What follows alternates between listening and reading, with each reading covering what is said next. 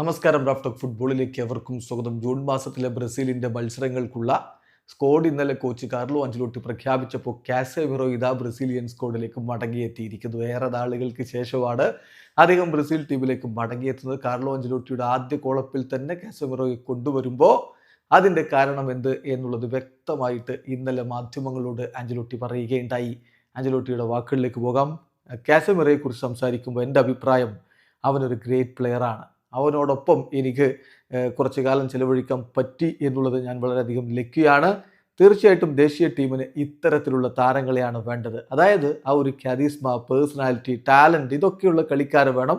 ബ്രസീലിന് എപ്പോഴും ഒരുപാട് ടാലൻ്റുള്ള കളിക്കാരുണ്ടാവാറുണ്ട്. പക്ഷേ മോഡേൺ ഫുട്ബോളിൽ നമുക്ക് ആറ്റിറ്റ്യൂഡ്, കമ്മിറ്റ്മെൻറ്റ്, സാക്രിഫൈസ് ഇതൊക്കെയുള്ള കളിക്കാർ വേണം. സാക്രിഫൈസ് ചെയ്യാൻ തയ്യാറായിട്ടുള്ള കളിക്കാർ വേണം. കാസെമിറോക്ക് അതുണ്ട്. അത് തന്നെയാണ് അദ്ദേഹത്തെ സ്ക്വാഡിലേക്ക് എടുക്കാനുള്ള കാരണം. അതുപോലെ തന്നെ ഇപ്പോൾ ഈ കോളപ്പിലുള്ള പല താരങ്ങൾക്കും ഈ ക്വാളിറ്റീസ് ഒക്കെ ഉണ്ട്. അത് ഏറ്റവും ഫണ്ടമെൻ്റൽ ആയിട്ടുള്ള ഒരു ആസ്പെക്റ്റാണ്. പ്രത്യേകിച്ച് നമ്മളൊരു വേൾഡ് കപ്പിന് വേണ്ടി പ്രിപ്പയർ ചെയ്യുന്ന ഘട്ടത്തിൽ ഞാൻ അതാണ് വിചാരിക്കുന്നത്. ഇങ്ങനെയാണ് നമ്മൾ കാര്യങ്ങൾ ചെയ്തു പോവേണ്ടത്. ഇന്ന് ഞാൻ ഫിലിപ്പാവോയോട് സംസാരിക്കുകയുണ്ടായി. അദ്ദേഹം എനിക്ക് ഒരുപാട് നല്ല ഉപദേശങ്ങൾ, ഒരു വേൾഡ് കപ്പ് പോലുള്ള കോമ്പറ്റീഷന് പ്രിപ്പയർ ചെയ്യുമ്പോൾ എന്ത് വേണം എന്നുള്ളതിനെക്കുറിച്ച് എനിക്ക് ഉപദേശങ്ങൾ നൽകുകയുണ്ടായി.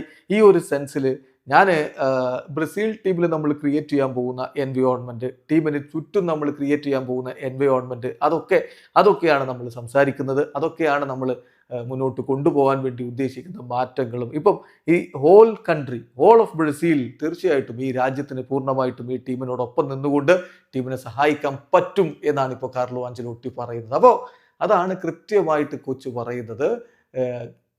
കാസെമിറോയുടെ ഒരു ആറ്റിറ്റ്യൂഡ്, അദ്ദേഹത്തിൻ്റെ ഒരു കാരിസ്മ, കളി നിയന്ത്രിക്കാനുള്ള കപ്പാസിറ്റി അതൊക്കെ വളരെ ഇമ്പോർട്ടൻ്റ് ആണ്. ടാലൻറ്റ് മാത്രം പോരാ, ഇങ്ങനെയുള്ള മികവ് കൂടി ഉള്ള ഒരു ദേശീയ ടീമിൽ ഉണ്ടാവണം. അതുകൊണ്ടാണ് ഇപ്പോൾ കാസെമിറോയെ മടക്കി വിളിച്ചിരിക്കുന്നത് എന്ന് തന്നെ കോച്ച് പറയുന്നു. വീഡിയോ അവസാനിക്കുന്ന ഫുട്ബോൾ ലോകത്തെ കൂടുതൽ വിശേഷങ്ങളുമായി റാഫ് ടോക്സ് എത്താം.